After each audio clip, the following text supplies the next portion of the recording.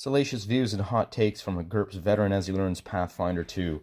I was mentioning I really like the high fantasy aspect of some of these abilities in Pathfinder. I'm finding one such ability was Implausible Infiltration, 18th level feat for a rogue.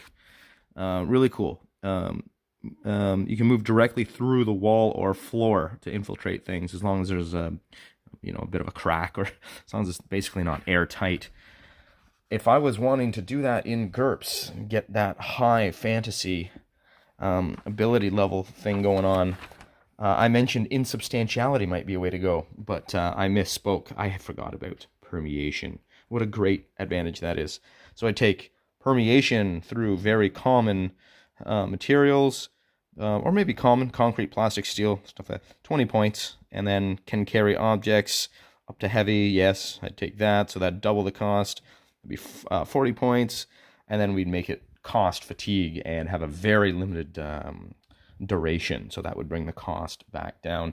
Another favorite high fantasy game of mine, Earth Dawn, and one of the high level magic assisted thief abilities is Impossible Hide. Costs 3 strain, takes 3 damage to activate this, but as long as the object is larger than an inch high or wide, for example, a rock or a stick or a large cockroach, you can hide behind or underneath the item and effectively become invisible to onlookers.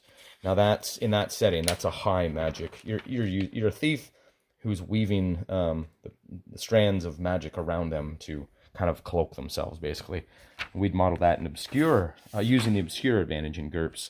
That's a pretty sweet ability. We can bend this to our will.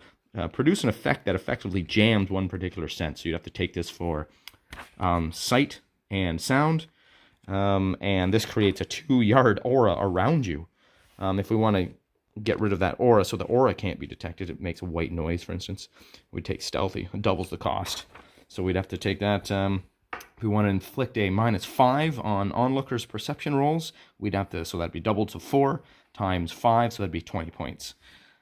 To jam or to block somebody's visual, 20 points, and then you'd have to do it again for sound.